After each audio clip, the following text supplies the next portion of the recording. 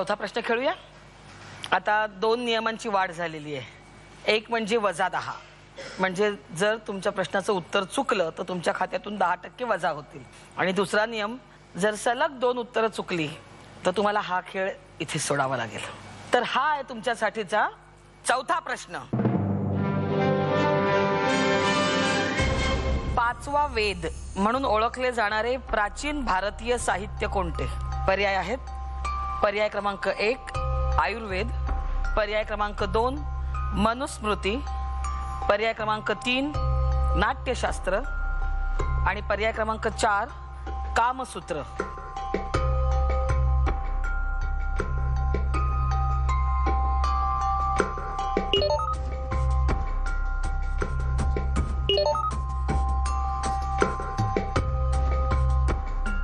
दीप्ती, काय विचार करतेस? कुठल्या पर्यायांमध्ये तुझा गोंधळ उडाला आहे? 3 आणि 4 मध्ये। 3 आणि 4 मध्ये।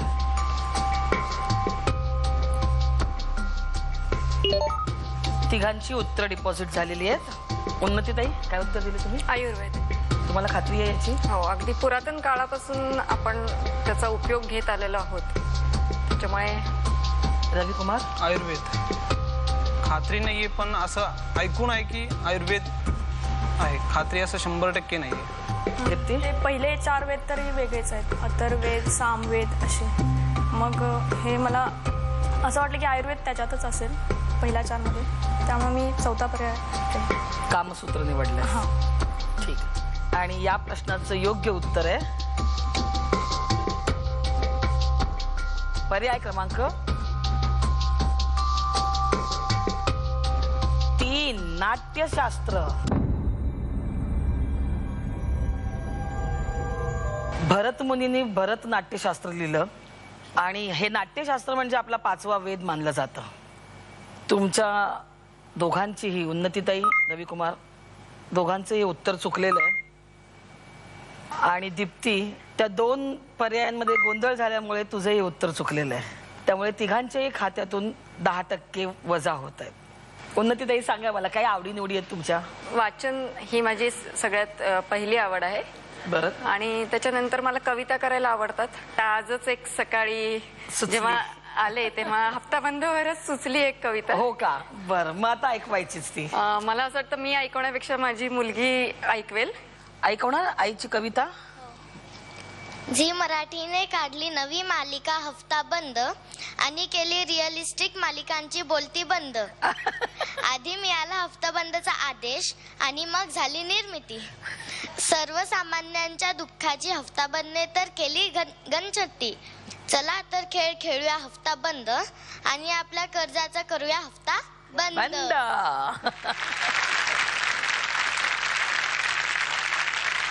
रविकुमार, काय आवडीनिवडी आहेत? मला क्रिकेट खेळायला आवडतं, पण क्रिकेट सोडून पण मला सिरियलमध्ये काम करणं किंवा माझ्या लाईफमध्ये जे काही प्रसंग घडले ते लिहून ठेवणं खूप आवडतं।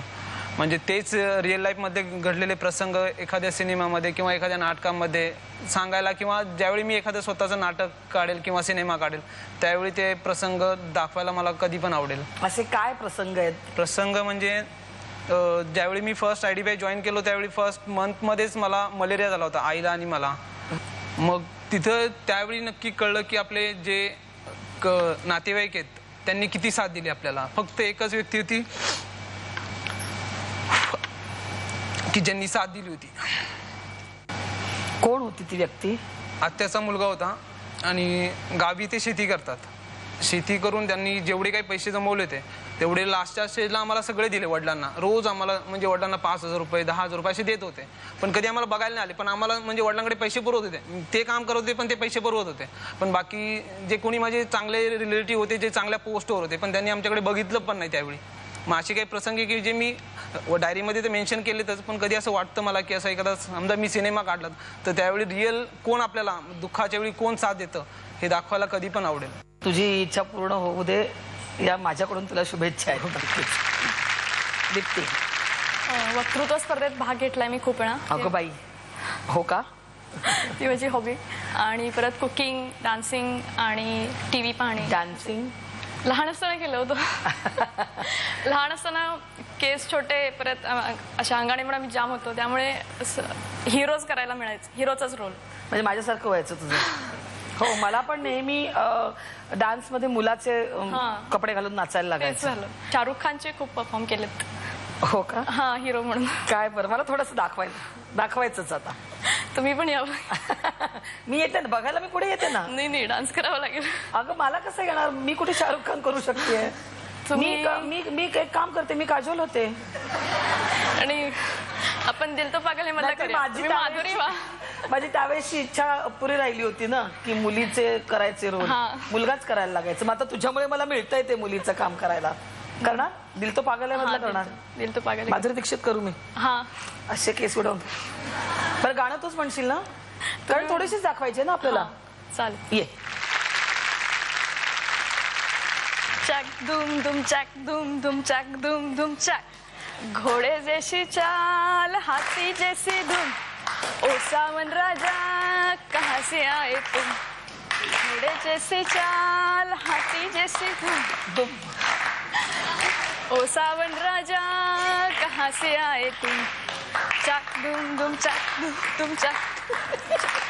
वा वा वा वा वा वा, क्या बात है, क्या बात है. Congrats. चौथा प्रश्न झाला. आता पाचवा प्रश्न आहे पुन्हा एकदा नशिबाचा कौल. जो वेगवान तोच नशीबवान. आणि हा आहे तुमच्यासाठीचा पाचवा प्रश्न.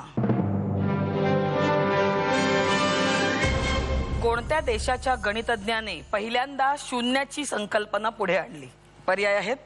पर्याय क्रमांक 1 ग्रीस, पर्याय क्रमांक 2 इजिप्त, पर्याय क्रमांक 3 चीन, पर्याय क्रमांक 4 भारत.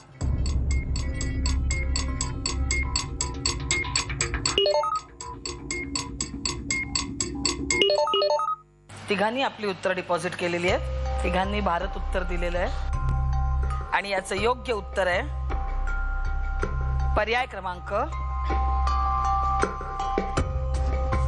4 भारत.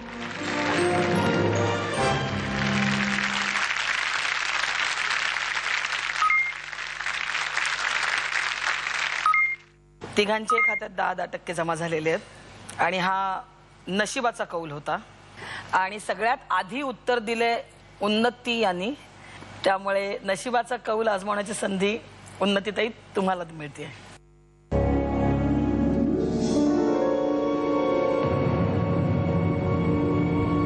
आता तुम्हाला दोघांनाही चिंता करायचं कारणच नाहीये, कारण खेचा 10 गेलेला आहे. आता चिंता करायचं कारण मला आहे. आता त्यांनी तुम्हाला वाचवलं होतं रविकुमारांनी, पण आता इथे वजा 10 पण आहे. काय वाटतंय? बघूयात, नशिबावर विश्वास ठेवूयात. तुम्ही शिक्षिका आहात ना, तुम्हाला शिक्षिका म्हणून आता सध्या विद्यार्थ्यांचे काय अनुभव आहेत? म्हणजे मला जर का स्टेज मिळतंय तर मला विद्यार्थ्यांपेक्षा पालकांना काहीतरी सांगावंसं वाटतं. कारण मी जेव्हा कोचिंग क्लासेस चालवायचे तेव्हा माझ्याकडे एक विद्यार्थी यायचा 10वी साठी, आणि तेव्हा मी इंग्लिश शिकवायचे त्या बॅचला. तर तो मुलगा कधी अभ्यास करून यायचा नाही. जो काय होमवर्क दिलेला आहे तो त्याचा नेहमी अपूर्ण असायचा.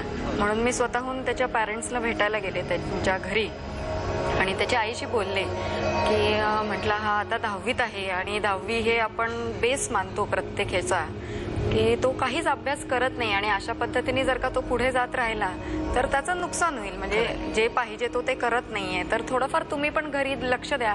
तर त्याच्या आईने जे मला उत्तर दिलं ते एवढं शॉकिंग होतं. म्हणजे पहिला एक्सपिरियन्स तो, की त्याची आई मला म्हणाले की मॅडम आम्ही त्याच्या ट्युशनचे पैसे भरतो, आम्ही त्याला ट्युशन लावलेली, आम्ही त्याला शाळेत पाठवलं, आमचं आम्ही कर्तव्य करतो. आता अभ्यास कसा करून घ्यायचा आणि कसा नाही करत तो तुमचा प्रॉब्लेम आहे, तो तुम्ही बघा. म्हणजे ते उत्तर ऐकल्यावर मी एवढं शॉक झाले. मग त्यांना मी म्हटलं ठीक आहे की तुमच्या मुलाचा अभ्यास कसा घ्यायचा मी ते करून घेते. म्हटलं तो इतर कुठल्याही विषयात नापास होईल एक वेळ, पण इंग्लिश विषयात नापास होणार नाही. मग त्याच्याकडे अक्षरशः खूप लक्ष देऊन त्याच्या अगदी मोठ्या बहिणीसारखं त्याच्याकडून करून घेतलं आणि तो इंग्लिश विषयात पास झाला. आणि त्याला 10वी पास व्हायला पुढे 2 वर्ष लागले. तर अशा ज्या काही गोष्टी आहेत, आपल्याकडे आज पैसा आहे, आपण भरपूर कष्ट करतो, मुलांसाठी करतो, पण केवळ पैशांनी त्यांना वस्तू देणं म्हणजे आपली जबाबदारी संपत नाही. हा एक मेसेज मला पालकांना अगदी आवर्जून द्यावासा वाटतो. धन्यवाद. नक्कीच खूप खूप छान छान सांगितलं तुम्ही. आता या पानांपैकी एक पान निवडा. ऍक्च्युली माझ्या दृष्टीने ते 7 नंबर आहे. हो का? का बरं मला 7 नंबर तसा लकी आहे. म्हणून मी 1 2 3 4 5 6 7 ते पुन्हा म्हणजे 1 वर आलं. बरं बरं बरं, ठीक आहे. आता ते लकी आहे किंवा नाही किंवा हे बघू. नाही. काय शेवटी नशिबाचा भाग. 7 तुमची साथ देतो का ते बघूया. बघूया. तुमच्या नशिबाचा कौल आहे +10. उन्नतीताई, तुमच्या खात्यात आहेत 20%. आता 6वा प्रश्न, आणि हा आहे तुमच्यासाठीचा 6वा प्रश्न. कोणत्या शहरात बंदिवासात असताना पंडित नेहरू यांनी डिस्कव्हरी ऑफ इंडियाचं लेखन केलं? पर्याय आहेत. पर्याय क्रमांक 1 औरंगाबाद, पर्याय क्रमांक 2 रत्नागिरी, पर्याय क्रमांक 3 कोल्हापूर आणि पर्याय क्रमांक 4 अहमदनगर.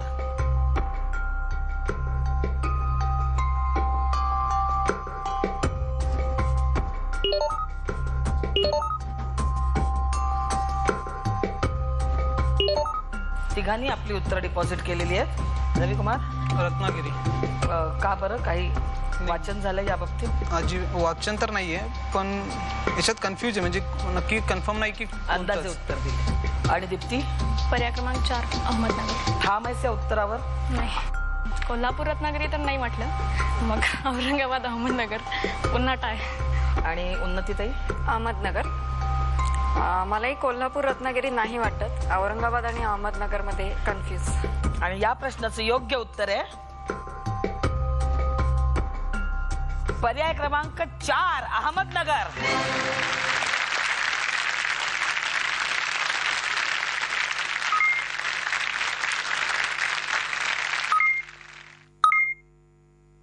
तुमचं लग्न कसं काय झालं? माझं लव्ह मॅरेज. लव्ह मॅरेज आहे. इंटरकास्ट लव्ह मॅरेज आहे. बरं, इंटरकास्ट आहे. हां. काय, कसं काय जमलं? मी माझ्या मैत्रिणीकडे अभ्यासाला जायचे, कारण घरी आई वडिलांचा व्यवसाय होता. बरं. त्याच्यामुळे त्यांचं होम युनिट आहे घरी, आणि त्याच्यामुळे घरी बायका वगैरे येऊन कामं करायचे. मग असं त्या वातावरणामध्ये अभ्यास व्हायचा नाही, म्हणून माझ्या मैत्रिणीकडे अभ्यासाला जायचे. तिथे माझे मिस्टर DBMची एक्झाम द्यायला आलेले होते. टेनंट म्हणून राहिले होते ते. तिथे DBMची एक्झाम द्यायला आले होते, त्यामुळे फक्त 15 दिवसाचाच तो काळ होता. अच्छा. सुरुवातीच्या 4 दिवसातच ते ज्या ठिकाणी अभ्यासाला बसायचे त्या टेबलावर माझा फोटो असायचा. आणि खूप अगदी मेहनत करून अभ्यास वगैरे करायचे, आणि नेमकं तो फोटो तिथे असल्यामुळे थोडंसं अट्रॅक्शन तिथे निर्माण झालं असावं, आणि त्याच्यामुळे मग त्यांनी सांगितलं की मला तू आवडतेस वगैरे. मग लगेच मी पण काही जास्त विचार न करता हो म्हटलं मलाही, कारण त्या मैत्रिणींनी खूप सांगितलं होतं की खूप सिन्सिअर आहेत, असा व्यक्ती सहसा बघायला मिळत नाही वगैरे, असं ते इनडायरेक्टली कुठेतरी ते प्रेम रुजलं मनामध्ये. मी पण त्यांना होकार दिला. मग ही गोष्ट घरी आई वडिलांना सांगितली. माझ्या माहेरून नाही प्रॉब्लेम आला, फक्त वडिलांचं एकच म्हणणं होतं की जर तुम्ही करताय तर आता लगेच लग्न करा, माझी काही थांबायची तयारी नाही. अच्छा, म्हणून लगेच. हा, म्हणून मग लगेचच केलं. आणि हे सगळं लग्न मग किती दिवसात सगळं? 10 दिवसाच्या आत सगळं. 10 दिवसात म्हणजे बघून तुमच्या प्रेमात पडून एकमेक आणि लग्न करून मोकळे. चटपंगनी पडब्या. पण जे झालं ते चांगलं झालं. किती वर्ष झाली तुमच्या लग्नाला? 14 वर्ष झाले. 8 दिवसात जमलेलं हे लग्न 14 वर्ष टिकलंय आणि छान चालू आहे.